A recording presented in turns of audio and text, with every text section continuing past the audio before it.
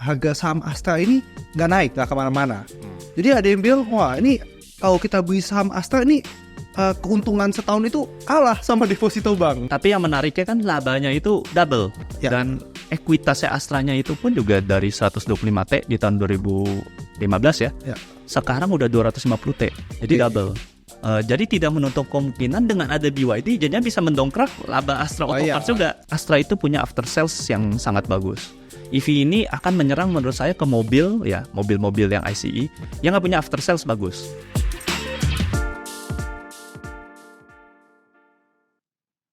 Halo teman-teman semua, welcome to Chatting. Ya, di acara ini kita lagi mau ngobrol-ngobrol tentang seputar saham. Nah, hari ini kita mau ngomongin apa nih, Kosum? Mungkin kalau teman-teman udah baca di artikel kita ya, ada yang buat publik, lalu juga kita belakangan ini di YouTube kita menceritakan founders ya dulu. Kisahnya sangat menarik karena juga ada buku yang baru dikeluarkan berceritakan tentang beliau. Dan I think kalau kita di pasar saham, kalau nggak tahu bisnis ini, nggak pernah analisa bisnis ini, sayang. Karena ini bisnis ini pasti teman-teman pernah pakai produknya.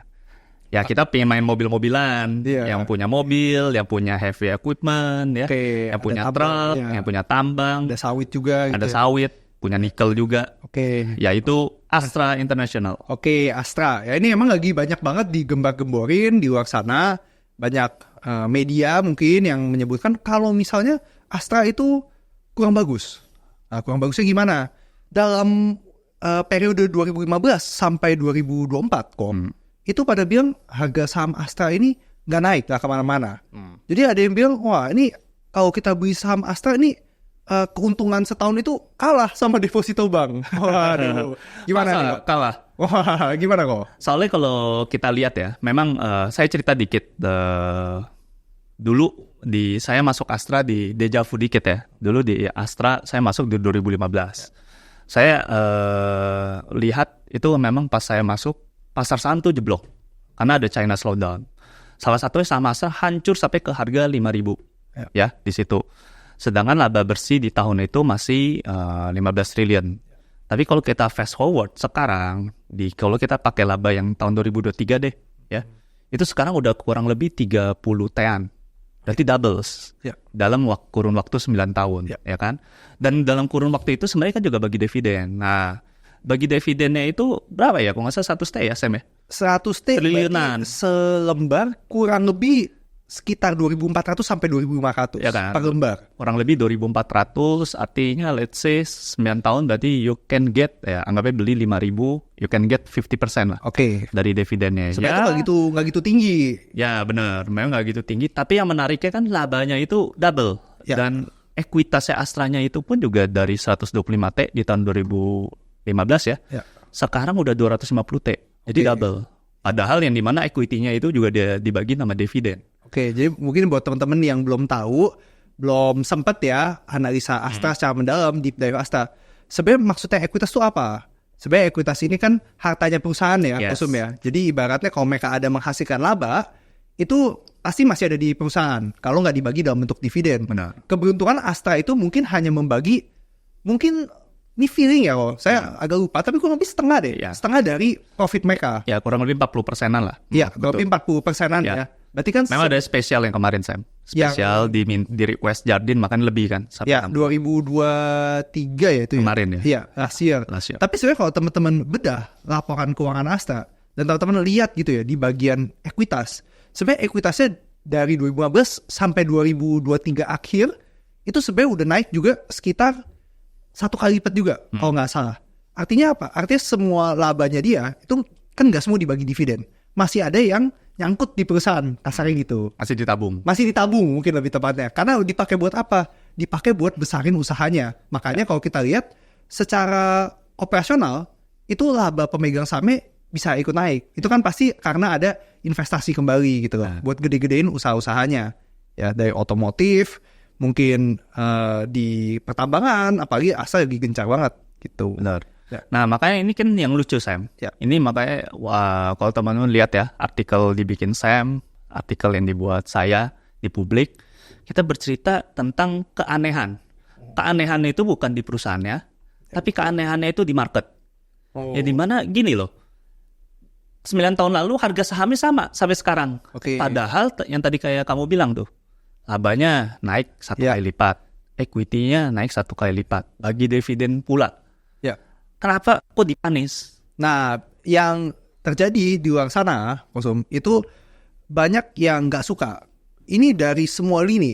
Tadi saya sempat cerita ya teman-teman ya, ada otomotif, ada alat berat, itu semua ada apa ya, sentimen negatif. Sebagai contoh misalnya kok, otomotif itu lagi banyak kok yang bahas tentang EV dan katanya Astra akan kalah. Di tambang juga ada lagi. Nah, apa kalau kita bahas itu aja gimana kok? Boleh. Kita bahas aja mungkin dari otomotif. Ya. Nah, mobil EV gimana kok? Kalau dari Kosum, nanti saya akan cerita mungkin ya. Nah, kalau teman-teman gini, mungkin kalau kita mendengar kata EV pasti identiknya dengan Tesla, dan mungkin teman-teman sekarang paham, sekarang kontestannya banyak di Indonesia, BYD. yang dimana BYD, Hyundai ya, itu benar-benar masuk di Indonesia. Cuma kalau kita lihat data secara global, sebenarnya penetrasi EV secara di global, kita langsung cerita yang pemain besar ya lah, raksasanya si China. Penetrasi mobil di dalam jumlah mobil kendaraan di China masih 8% yang dimiliki China, jadi 8%-nya itu masih EV. Sisanya 92%-nya masih bentuknya mobil ICE ya, yang bensin lah ya. bensin yang biasa. Bensin. Nah, kalau kita lihat lagi misalnya contoh, misalnya Europe gitu. Europe kalau nggak salah masih 4%. Ya. Memang kalau kita nggak bisa pungkirin sejak adanya nikel ya, nikel dari Indonesia, production dari China ramps up ya, langsung naik banyak. Makanya penjualan EV China juga gila-gilaan sekarang. Cuma pertanyaannya, apakah penjualan EV ini, terutama di Indonesia, akan selalu tanda petik ya, di primadonakan. Kalau kita perhatiin kan, sebenarnya ini bisa tanda petik ya, ada steroid. Ya, di mana ada insentif pajak, Sam. Ya. Nah, insentif pajaknya itu baik dari PPN-nya cuma 1%, PPNBM-nya 0%, terus habis biaya balik namanya juga 0%. Ini kan artinya kayak Indonesia, pabrik Indonesia versus dengan pabrik China. Makanya harganya sangat bersaing, dan bukan hanya yang China ini ngebunuh yang ICE aja, tapi dia ngebunuh yang EV-nya si Hyundai ya, yang Korea, karena yang harganya notabene mahal. Makanya pas Hyundai itu nggak terlalu masalah si Astra. Tapi dengan adanya BYD ini mungkin emang ada tekanan. Tapi pertanyaan gini, apakah insentif ini akan berlangsung selamanya? Karena gini, kalau insentif ini berlangsung selamanya, tentu dia akan mengganggu dinamika pabrik sekitar. Lalu yang kedua, oke, benar, dengan ada pabrik, akhirnya BYD bangun pabrik di sini. Memang spare part-nya itu nggak harus ada TKGN. TKDN ya, jadi harus ada domestiknya lah. Domestik, ya, buat teman-teman yang belum tahu, intinya komponennya kalau bisa ada yang diproduksi di lokal. Ya, gitu jadi nggak semuanya import. Kalau teman-teman tahu, BYD itu semuanya import loh. Belum dibangun, belum produksi di Indonesia. Ini karena kebetulan dapat insentif nih, import tax dari Pak Luhut. Nah, kalau saat nanti ada pabrik di Indonesia, apakah dia bisa menjaga cost yang kayak versus di China? Nah, ini pertanyaan. Kalau dia nanti udah ada pabrik di Indonesia, artinya kan nggak mungkin dari yang China itu 0% lagi. Pasti semuanya harus dipertarungkan di peta persaingan yang sama. Lebih fair, karena harus jadi harus bayar pajak. Ya juga gitu. Betul, tiap 1 Mei harus nanganin buruh ya. Harus ada demo buruh. Habis itu juga ada tingkat TKDN. Nah, ini saya kasih special note buat teman-teman. Astra itu punya kan Astra Auto Parts, yang dimana dia juga bantu supply Honda mobil. Ya, komponen lah ya. Komponen ya. Ada divisi ya itu kan. Bahkan udah PT TBK itu kan. Ya, yang PT Aisin-nya, cucunya itu bantu buat komponen Honda mobil. Jadi tidak menutup kemungkinan dengan ada BYD, jadinya bisa mendongkrak laba Astra Auto Parts juga. Karena bisa aja kita supaya Astra supaya spare part-nya seperti itu ya. Benar, pasti kan di balik. Saya bayangin kalau saya dari China buka pabrik di sini, kalau yang kecil-kecil kenapa nggak saya subkon aja gitu loh.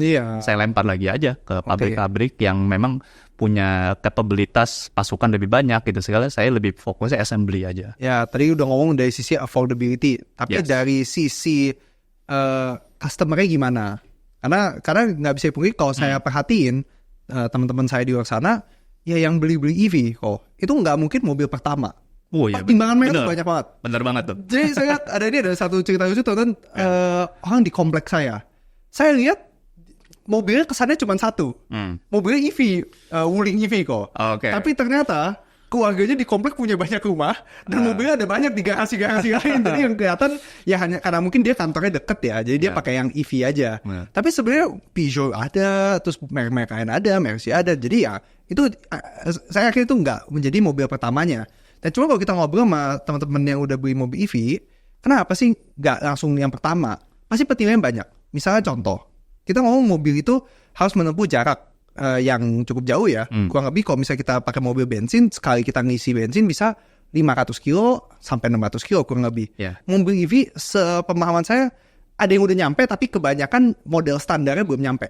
Kalau mau nyampe 500 aja tuh harus bayar ekstra. Lebih mahal itu satu. Tapi di satu sisi lagi, ketika misalnya contoh kita pakai ke Bandung misalnya dari Jakarta, itu aja udah kurang lebih hampir 200 kilo ya. Nah, ingat satu mobil EV sekali ngecas teman-teman, kurang lebih misalnya 400 sampai 500. Berarti dia PP Bandung itu udah 400 kilo sendiri loh. Nah, berarti kan udah otomatis listriknya nanti takut habis. Harus ngecas. Nah, ngecasnya ini juga menjadi problem. Karena ngecasnya saat ini dari tempatnya belum begitu banyak, dan dari sisi kecepatan. Nah, itu ada problem. Karena kecepatan itu kalau kita isi bensin, mungkin nggak nyampe 5 menit, udah full. Tapi kalau mobil listrik, wah, itu kemarin, itu tergantung tegangan, tapi kurang lebih itu masih jauh lah. Lebih dari setengah jam. Itu yang fast charging. Bukan yang slow charging. Slow charging bisa berjam-jam gitu. So, itu menjadi kendala juga ketika, mungkin teman-teman ada yang mikir ya, wah, apakah EV bisa langsung menggantikan mobil-mobil bensin? Kalau saya melihat behavior seperti ini dengan infra yang seperti ini, saya masih belum sepenuhnya yakin bisa langsung tergantikan, apalagi dalam cepat ya, dalam maybe 3 tahun tuh saya masih ragu. Pas itu ada satu sisi sih, misalnya kayak China itu udah full support banget dari pemerintahannya. Itu aja penetrasi masih 8%. Nah, yang kedua tadi poin Sam bener banget, yang dimana infrastruktur. Pertanyaan gini, sekarang yang mau bangun infrastruktur tuh siapa? Mungkin kalau sekarang kita lihat PLN, terus mungkin ada beberapa gedung di kantoran yang menyediakan tempat charge EV, tapi nggak gratis. Harganya mahalnya bukan main. Yang kayak cerita temen dulu Sam. Ngecas lebih mahal dibandingkan isi bensin. Memang charge very cheap kalau di rumah. Tapi masalahnya kalau misalnya udah pergian yang jauh gitu segala, masa harus isi baterai dulu di rumah. Sedangkan saat charge di tempat-tempat lain mahal. Terus yang ketiga misalnya ada nggak pihak swasta yang mau menciptakan infrastruktur buat bangkitin listrik? Kau bayangin ngecas listrik anggapnya paling cepat setengah jam. Kalau dia cuma mau dapat margin kecil, pasti nggak mau, Sam. Wajar, pasti dia mau margin besar. Karena saat setengah jam dia perputarannya lama. Misalnya kita beli sebongkah tanah gitu ya. Misalnya 100 meter gitu ya. 100 meter cuma bisa isi kan 15 atau 20 mobil. Itu cerita langsung tempat charge semua yang langsung tanpa ada istilahnya minimarket atau apa. Berarti kan cuma bisa generate money berapa? Sedangkan kalau kita lihat Pertamina gitu ngantri cepet kan. Teleponnya cepet ngisi cet ngisi jalan. Ya kalau sekali ngisi 5 menit ya berarti bisa ada 12 mobil ya. Sedangkan kalau sekali ngecas kurang lebih 45 menit ya berarti ya sejam ya satu mobil lebih dikit lah. Ya so dari situ kan hitung-hitungannya juga ada main lah ya kok intinya. Makanya dari yang swasta itu saya rasa ada pihak swasta nggak mau bangun charging station. Rasanya less likely. Kalau misalnya orang-orang pada tanda petik nilai ekonomis dalam mencas listriknya itu belum dapat. Makanya itu lihat dari ini banyak question mark terkait EV untuk penetrate Indonesia, mungkin pasti akan kemakan pasarnya. Mungkin ada pasti ada. Tapi yang saya mau note di sini, Astra itu punya after sales yang sangat bagus. EV ini akan menyerang menurut saya ke mobil-mobil yang ICE yang nggak punya after sales bagus. Karena gini, pilihannya gini, saya nggak berani beli EV karena nanti takut servis-servisnya. Tapi kalau dia misalnya beli sebuah mobil yang memang after service-nya juga nggak bagus ya. Saya rasa yang di luar Astra mungkin pasti kalah sama after service-nya si Astra. Pasti yang kena hit merek-merek yang di luar Astra dulu. Karena ya dia bilang nothing tulus lah, sama-sama juga. Susah cari partnya. Tapi kalau Astra ada different story. Ya kayak ada orang bilang kalau buat narik Grab, kalau kita lihat sendiri Bluebird, armadanya semuanya grupnya Astra semua, karena spare partnya banyak. Mobil pejabat-pejabat kita, bukannya BMW ataupun ini Land yang Cruiser, gede ya, Land Cruiser apa nggak Lexus gitu ya. Karena kalau amit-amit misalnya partnya rusak, besok langsung ada diganti gitu loh. Karena itulah yang jadi nilai jual lebihnya di grupnya Astra. Iya, dan kelihatan maksudnya kalau teman-teman perhatiin ya, cara ceknya gampang, tinggal lihat aja second ya. Kalau lihat ternyata reaksinya tuh turunnya tuh susah sekali ya. Maksudnya udah lewat berapa tahun turunnya juga nggak banyak. Ya ini pasti ada gabungan tadi after salesnya, termasuk orang memang suka reliable dan seterusnya. Jadi memang demand terus ada gitu. Sedangkan kalau mobil EV yang nanti jadi masalah ya, setahu saya itu mungkin setengah dari harga mobil kok. Itu buat baterai. Benar. Nah contoh misalnya kita ambil Ioniq. Mungkin saya juga agak lupa, katakanlah misalnya 800 juta aja deh, biar bulat ya. Berarti 400-nya untuk baterai. Ketika kita udah nyampe tahun ke-8, tahun ke-10, biasanya orang udah mau ganti mobil. Nah baterai gimana? Nah kalau baterainya ini misalnya nggak bisa, udah nggak bisa gitu ya, harus diganti. Itu kan 400-nya hilang aja, lenyap begitu saja. Nah berarti kan sisa nilai mobilnya tadi 400 by the end of the 10 years ya nggak tahu nilainya udah nyusutnya berapa banyak.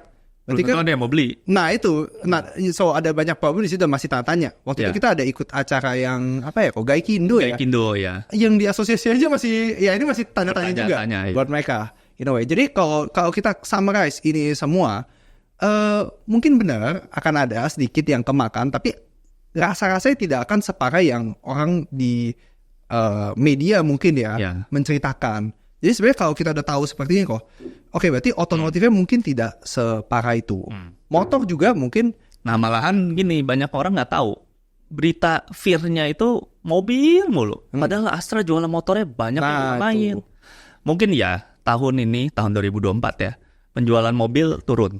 Kita nggak bisa pungkirin karena BYD ya daya beli juga belum come up ya, belum naik. Tapi penjualan motor terbaik di tahun ini. Dan itu ya kalau lu tahu sendiri kan penjualan motor ini kan cukup dominan. Ya. Dominan di Astra. Dan leasingnya dongkraknya 2/3 tuh semuanya dari motor. Ya. Karena emang kalau satu dari Astranya sendiri mereka punya saham ya di pabrik motor di AHM ya, Astra Honda Motor. Nah di sini kita tahu namanya Astra Honda Motor, berarti Astranya di depan, hanya lebih kuat. Meskipun sahamnya tetap 50-50 ya dengan ini, tapi dia punya saham di pabrik motor. Dan juga kalau mobil itu dia cuma punya saham di Astra Daihatsu. Jadi bukan di semua pabrik Toyota yang di Indonesia. Kalau yang Toyota manufacturing paling sahamnya cuma 5% ya kok. Kecil. Jadi wajar maksudnya. Di tampon juga judulnya kan Toyota dulu, nah marginnya buat Ford Toyota lah. Gampangnya gitu. Karena TT dulu gitu. So artinya makanya kalau dari kita lihatnya benar kita fokusin mobil, tapi jangan lupa bahwa ini ada motor yang kontribusinya lebih gede. Karena tadi ada saham di pabriknya yang lebih besar. Dan juga dari leasing. Karena emang Astra itu mungkin ya 20% laba pemegang saham tuh dari keuangan. Laba Astra seluruhan ya? Iya. Tapi kalau ke pemegang saham tuh mungkin 20% dari leasing. Nah yang dari keuangan dan leasing ini mungkin ada asuransi tapi kecil ya. Tapi kalau yang leasing ini sebenarnya yang untungnya besar itu leasing motor. Karena emang kalau leasing motor itu bunganya lebih gede. Dan memang perputarannya juga lebih cepat. Orang kalau nyicil motor mungkin ya sekitar 2 tahun lah.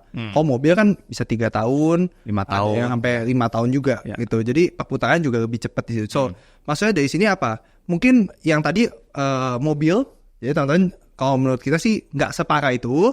Dan dari sisi motor juga sebenarnya masih kuat, seperti itu. So kita bahas ke isu yang berikutnya. Karena pasti orang tadi oke lah ya udah mobil mungkin nggak separah itu. Tapi gimana dengan batu bara? Karena batu bara ini kan katanya, waduh, asing nggak mau invest di perusahaan yang batu bara nih kok. ini udah nggak bisa dipakai lagi nih. Makanya ini buat menjawab juga ya, mungkin teman-teman heran juga kan. Ini harga sahamnya nggak naik-naik. Nah kalau kita ngobrol-ngobrol sama teman-teman yang di market ya, teman-teman sekuritas, teman-teman para value investor juga, kita mengetahui rupanya ada indeks ESG yang ngejual Astra. Karena ya balik lagi ya, mobilnya kan ICE ya, ESG. Terus ada batu bara ya, kontrak batu ya, pas di kick lah dari indeksnya itu. Dan harga sahamnya sempat hancur sampai 4,5, 4.500 ya. Kayak saya rasa bulan lalu ya. Bulan lalu ya. Nah di situ kan sebenarnya lucu ya. Kenapa lucu? Gini. Kita nggak bisa pungkirin, tadi otomotif ya. Banyak orang udah sentimen negatif di otomotif. Itu kan kurang lebih 30% dari labanya Astra. Astra Group ya. Nah kalau heavy equipment ini kurang lebih I think 45 ya. Ya, 45%. Kita nggak bisa pungkirin ini labanya tinggi nih. Ya. Pasti teman-teman ada keraguan. Iya, batu bara kan tinggi. Coba harga batu baranya kan udah turun dari $400 ya, Newcastle ya. Newcastle udah sempat $400, terus sekarang turun mungkin sekarang around 130. Ya. Tapi nyadar nggak teman-teman kalau teman-teman tarik panjang ya di masa waktu itu cerita 2015 deh, itu harga batu bara udah sisanya kepala $60-$40 gitu loh. Padahal dulu di masa itu kalau udah laba batu bara ya Newcastle, kok $100 per ton itu udah kita senyum-senyum. Itu udah laba tertinggi. Waktu zaman dulu ya. Waktu dulu 110, 120 udah semua senyum. Udah bonusnya udah nggak tahu. Bonusnya gila-gila. Gak pakai gaji kok. Ya sekarang lebih ketawa lagi saya kemarin. Lebih tinggi lagi ya. Oh gila itu. Hebat. Boleh diceritain ke teman-teman. Ya, tahu yang mau United Tractor gua itu puluhan kali. Tapi ya kita nggak pungkiri itu laba tertingginya. Setiap perusahaan batu bara itu laba tertinggi ya. Dan di heavy equipment, mungkin teman-teman juga lihat Komatsu turun lah, kena Sani gitu ya. Tapi pada yang nggak nyadar, kalau United Tractor itu punya kontraktor nomor 1 di Indonesia. Yang kurang lebih sekarang drillingnya aja ya. Drilling kayak oil and gas ya. Cangkul ya. Cangkulnya itu overburdennya kurang lebih 1.2 ya. 1.2 miliar BCM ya. Yang kliennya itu gede-gede loh. Bumi Resources ya, KPC-nya, terus ada juga Bukit Asam. Dan ini nggak main-main, yang kliennya dia tuh yang besar gitu. Jadi no wonder kenapa dia bisa punya, dia number one-nya terkait ini ya, cangkulnya yang paling banyak ya. Nah di sini kan kita bisa melihat, kalau dia cangkulnya banyak, apakah ini sustain? Pertanyaan kan gitu. Kalau harga batu bara kayak gini mah semuanya nyangkul terus bro. Nyangkul. Ya kan? Ya itu terbukti dari LKAB yang disubmit dari perusahaan-perusahaan batu bara di last year 2023 tuh kurang lebih 770 juta ton. Sekarang kalau nggak salah LKAB-nya tuh jadi 900 jutaan. Tapi realisasinya tadi kita hitung-hitung sisa 800 SMS. Mungkin kalau disetahunin 800, tapi tetap naik dibanding produksi tahun lalu. Karena semua orang matanya hijau. Walaupun harga batu bara turun, ya kan? Tapi kan turunnya sebenarnya di laba di 400 itu kan karena ada tanda petik ya, event. Ya ada perang Ukraine Rusia, terus di saat itu juga COVID mulai menurun, produksi di China, produksi manufakturnya meningkat drastis, dan kebetulan orang baru mulai panasin mesin lagi nih buat cangkul batu bara, jadinya shortage di situ. Oleh karena itu makanya harga batu bara naik tingginya bukan naik. Tapi apakah sekarang di 130 ini, 130 ini cukup stabil? Menurut lu gimana Sam? Nah kalau menurut saya sendiri gini, yang ini kenapa kita perlu menjawab ini ya teman-teman sebagai investor yang mungkin lagi mempelajari Astra ataupun United Tractor sendiri. Ya sebenarnya gini, karena di bisnis United Tractor itu masih sangat dominan dipengaruhi oleh batu bara. Mereka ada jualan alat berat, spare partnya itu pasti kebanyakan ditopang oleh pertambangan. Karena di Indonesia ya tambang sektor besar yang memakai alat berat. Kedua United Tractor itu gedenya di mana? Mungkin yang pada belum tahu ini mereka gedenya ada di kontraktor. Ya jadi ibaratnya pemilik tambang nggak usah capek-capek produksi sendiri, bisa pakai jasa dari United Tractor aja, dan itu salah satu yang terbesar ya, PAMA. United Tractor sendiri juga punya tambangnya teman-teman. Nah ini yang pada nggak tahu, tambang batu bara United Tractor itu juga 10 juta ton. Actually tahun ini mungkin udah hampir 12 kok. 12 ya? Jadi cukup besar juga. 12 juta ton mungkin kalau teman-teman yang nggak tahu.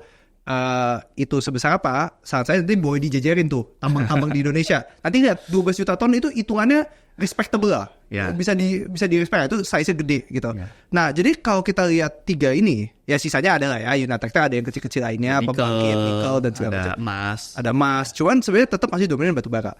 Nah, makanya yang perlu kita pahami adalah kira-kira kalau batu bara di level segini dan memang bisnis UT masih bagus, sustain nggak? Karena takutnya nanti kalau harga batu baranya turun, ini efeknya domino kok. Orang nggak mau ningkatin produksi, berarti nggak butuh alat berat. Karena tambangnya sendiri mungkin lagi nggak perform bagus. Gitu. Nah, cuma yang saya perlu cerita teman-teman, kebanyakan itu tambang di luar sana, itu ketika dia mengestimasi, kalau dia mau garap proyek baru, itu mereka asumsi harga jangka panjang, itu Newcastle tuh kurang lebih $80-90. Jadi sebenarnya itu nggak terlalu jauh dengan harga pasaran saat ini. Ya. $130 mungkin dia naik turun ya. 130, kadang 120, kadang 150. Jadi kurang lebih ini udah mirip-mirip lah sama estimasi pengusaha-pengusaha tambang yang notabene ya udah sangat lama pengalamannya di bisnis batu bara. Ya. Nah, artinya apa? Artinya kalau ini tidak terlalu jauh, mungkin profitnya juga tidak liar sekali. Ya. Kalau misalnya kondisi kayak 2022, saya paham itu supaya bisa nambah banyak. Orang bisa yang tiba-tiba nggak produksi batu bara bisa ikut-ikutan karena profitnya luar biasa besar. Tapi kalau hari ini kan tetap oke, tapi di angka yang mungkin masih masuk akal lah gitu. Jadi mungkin supaya tidak akan nambah terlalu banyak gitu. Nah, oke, kalau Indonesia supaya nggak nambah terlalu banyak, yang jadi pertanyaan gimana dengan negara-negara lain? Karena takutnya gini kok. Batu bara itu kan ujung-ujungnya masih banyak diekspor ke mancanegara. Misalnya China, Jepang, Korea, India juga. Nah, yang orang takut itu adalah gimana kalau negara lain yang genjot, bukan Indonesia. Nah, kalau kita teman-teman perhatiin, misalnya contoh di Australia. Ya, Australia adalah eksportir yang besar juga. Itu nggak ada susah buat naikin produksi. Karena pemerintahnya tidak terlalu support.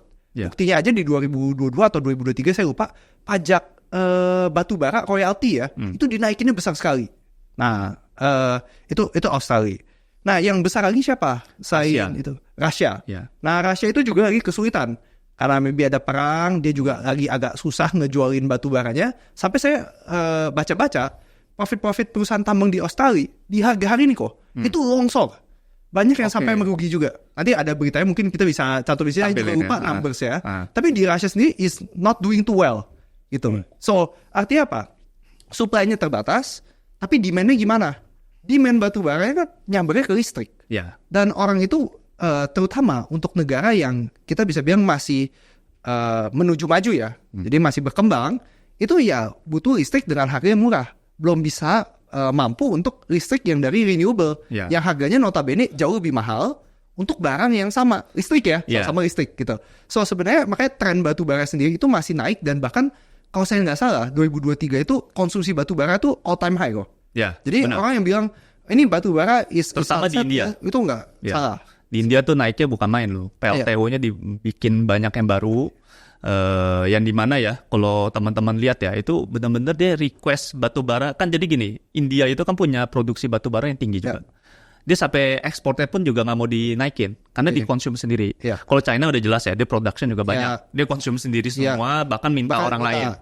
Gitu. Jadi kan kita melihat ini apakah batu bara sustain? Ya balik lagi, kalau teman-teman mau lihat Astra di batu bara, oke, harga batu baranya itu buat patokan. Kenapa? Patokannya itu untuk harga kontraktor. Nah, harga kontraktor di United Tractor itu kalau nggak salah di cap di 120 ya.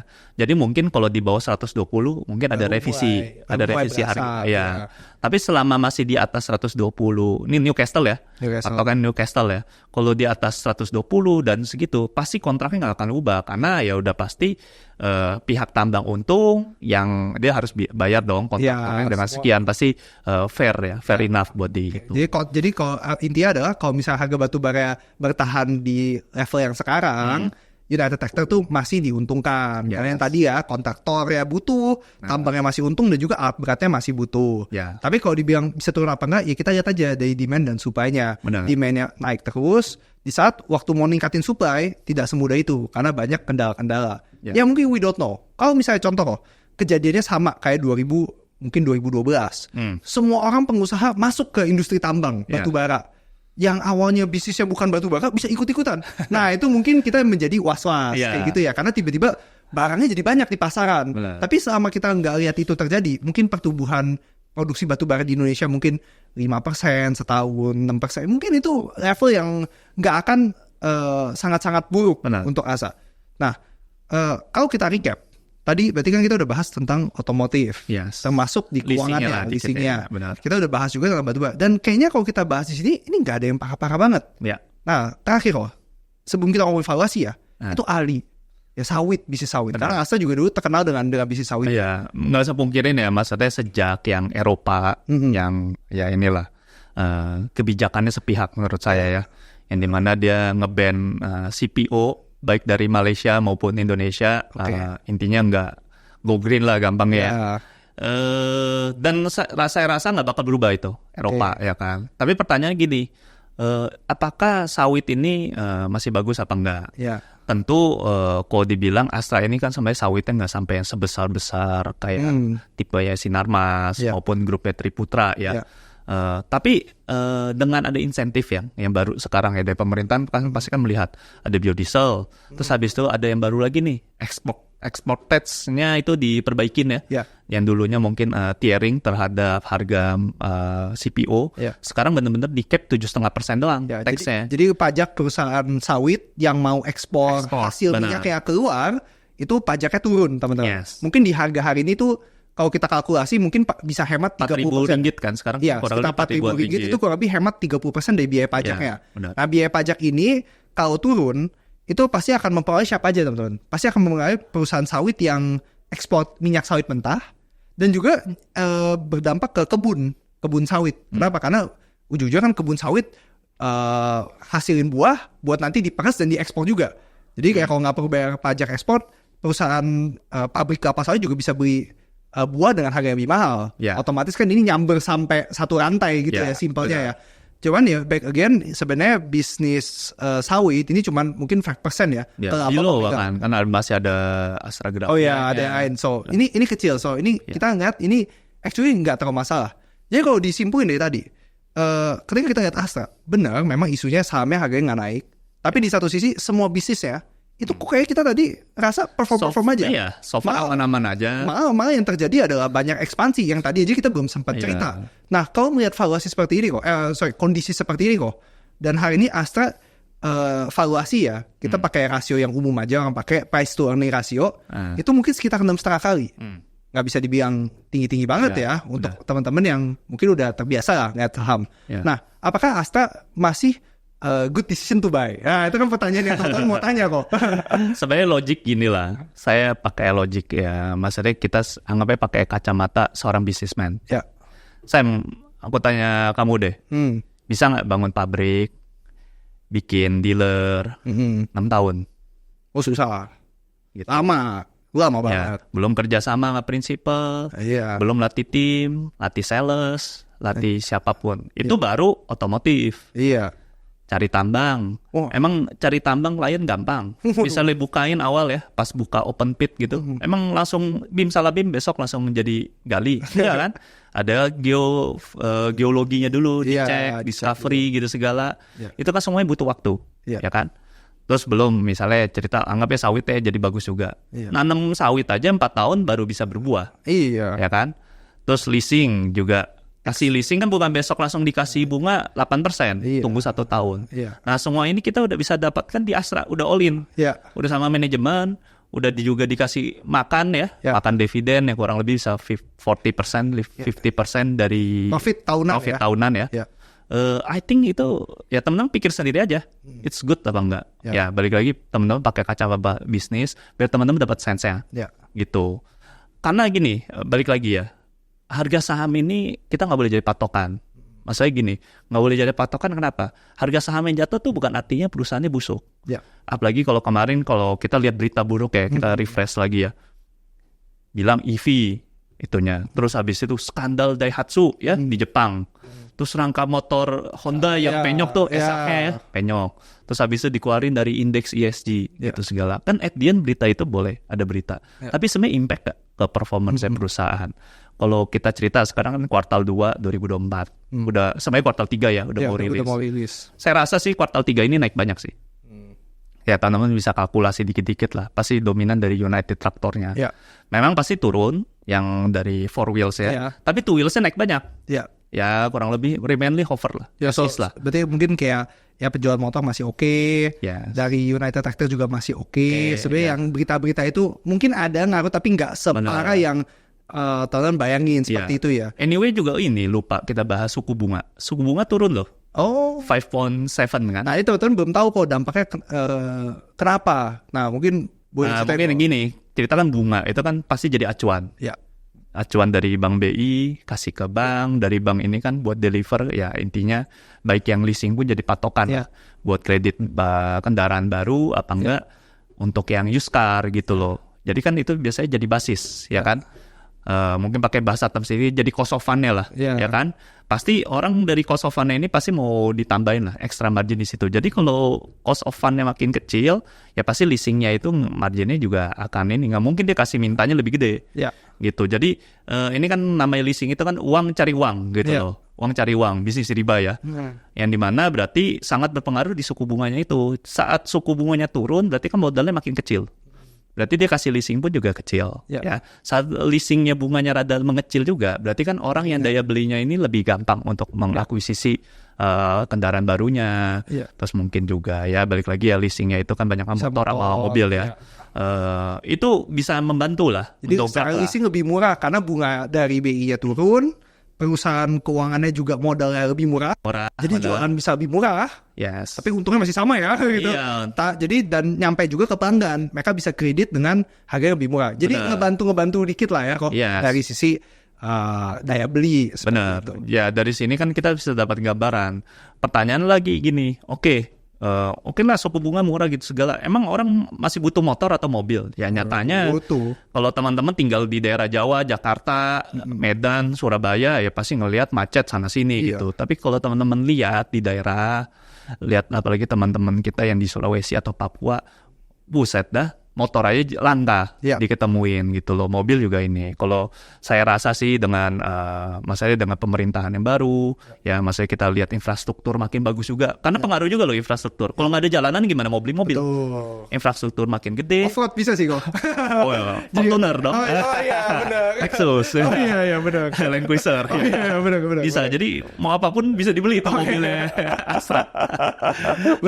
Tapi fun fact ya, gini cerita. Oke, mobil listrik. Oke. BYD. Ada yang versi, saya kan memang liatin lah, saya demen lah Land Cruiser gitu ya. Ada yang nyaingin tuh, namanya BYD yang kotak itu ya. Namanya apa ya? U8 atau apa ya? Saya lupa lah itunya. Jadi dimunculin aja. Ya, yang kayak G-Class gitu loh, Ya, yang kotak. oke. Tapi harganya berapa miliar, cuy? Waduh. Ya kan? Tapi Masih- kalau itu dipakai buat ke tambang, buat pakai ke sawit, masa ngecas di tengah Ya, hutan? nggak Nggak bisa, mungkin. susah. Pasti mobil-mobil proyek udah pasti ya. Namanya Fortuner. Ya. Sebut merek lain Hilux apalah. biasanya ada tuh. Hilux juga bisa. Ya, betul. Mitsubishi gitu ya. Pajero Sport Dakar itu pasti jagoannya. sama Triton Terus kalau biasanya. yang kaya dikit kalau itu Land Cruiser gitu loh. Yang lainnya aduh, yuk Nggak ada. pikir-pikir dah. Nggak mungkin pakai listrik di situ. Bisa. Jadi saya rasa oke lah ada listrik itu segala. Tapi untuk penetrate sampai ke integrasi ke dalam culture ya Indonesia, it takes time. Ya. Itu pun di China bisa cepat gitu. Itu pun dibantu dengan pemerintah. Sekarang kalau fokus pemerintah kan kita lihat kemakan siang gratis. Fokusnya masih ke SDM. Betul. Ya, kemarin infrastruktur, sekarang SDM. Ya. Bukan istilahnya ke sorry ya, saya cerita ini ya. Mobil ini barang tersier. Kalau saya di posisi pemerintah pun saya nggak akan Terlalu fokus di situ dulu lalu ya. fokus itu. Saya juga pikir kenapa sih buru-buru banget juga kasih tax insentif. Pasti suatu saat akan dicabut. Nanti mendingan uangnya ini nanti pasti saya yakin nanti EV ini akan dijadiin sapi perah. Ya. Pasti tax-nya itu juga akan ditagih. Ini mau dimasukin. Apa? Ya kan, nggak apa-apa, masukin Banyak aja. kamera soalnya. Oke. Ya, pasti akan ditarikin dan ujung-ujungnya pasti mendongkrak ya for the sake of kesejahteraan Ya, rakyat. betul. Mungkin gitu saat loh. ini kan untuk nge-kickstart, jadi kan ada insentif untuk mulai dulu ya bangun. Nambah salah satunya pasti ada di pertimbangan selain pajak ya, pasti ada lapangan pekerjaan. Baik yang langsung ataupun dari yang komponen-komponen itu Ya. kan juga nyamber juga in a way ya. Ya. Jadi pasti kan pemikirannya nggak tahu ya, kalau saya lihatnya sebenarnya kan di satu sisi Indonesia ini kan belum masih berkembang lah, Benar. masih berkembang tapi masih jauh bandingin sama negara tetangga. Ya. Malaysia, Thailand, teman-teman bisa lihat sih itu mereka udah lebih makmur dari kita. Benar. Nah, berarti kan kita mau catch up. Cara gimana? Kalau dulu mungkin kita kan masih banyak kan sumber daya alam doang. Benar. Kita ekspor mentah. Lama-lama kan sekarang arah pemerintah, ayo hilirisasi, ayo bangun next step-nya. Ya. Ke arah biasa pabrik dulu loh. Jadi kalau saya lihat intinya ada setelah mentahnya udah, next step-nya pabrik. Sebelum benar-benar menjadi negara yang full di service ya, Yes. di jasa-jasa gitu. Itu kan step by step-nya. Nah, jadi kalau saya lihat sekarang actually arahnya udah benar. Ya. Ada hilirisasi, ditambah Benar. mungkin ada pembangunan pabrik. Jadi harapannya adalah ya masyarakat kita ya secara daya beli juga akan naik Yes. gitu. Dan mungkin ujung-ujungnya mungkin kalau tonton ini saya yakin banyak yang belum kepikiran ya. Tapi gini, Astra hari ini dievaluasi 6,5 kali ya Ya. PI ya. itu mempertimbangkan penjualan mobil yang mungkin lagi turun. iya belum bagaimana banget gitu. Iya. Tapi kalau misalnya saya bertanya, ini kemarin saya lagi di mobil gitu ya, lagi nyetir, jadi mikir, kalau misalnya Indonesia bisa lebih kaya, daya beli meningkat 2-3 kali lipat, kita beneran lah seperti yang direncanakan pemerintah ya, Indonesia emas ya kok 2045. Saya kira pasti banyak orang yang jadi lebih makmur, daya beli meningkat. Nah, orang yang mungkin belum ada mobil, ya bisa jadi membeli juga. Karena hari ini baru 1 dari 10 orang yang punya mobil gitu. So, in the end adalah benar, hari ini 6,5 kali laba.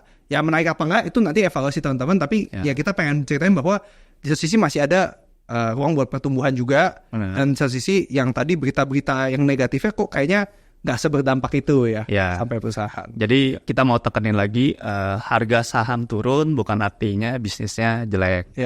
Dan sebaliknya juga, bisa juga harga sahamnya naik, bukan artinya bisnisnya juga bagus. Jadi teman-teman harus tetap analisa apa yang di berita, di media gitu segala, ya nggak apa-apa teman-teman baca atau dengar. Tapi balik lagi harus dikonfirm ke fundamentalnya perusahaan.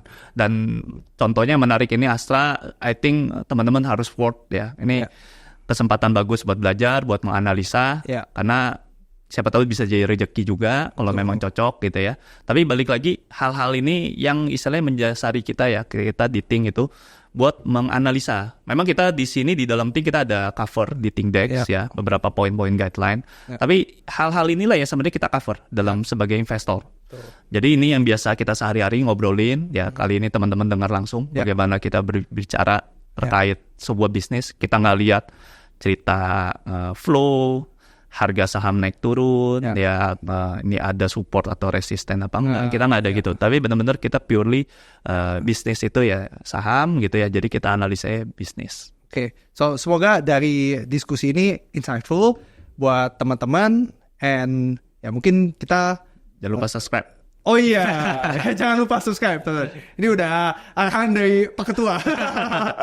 Oke, sampai di sini dulu aja. Oke, see you. Oke, terima kasih. Bye-bye. Bye-bye.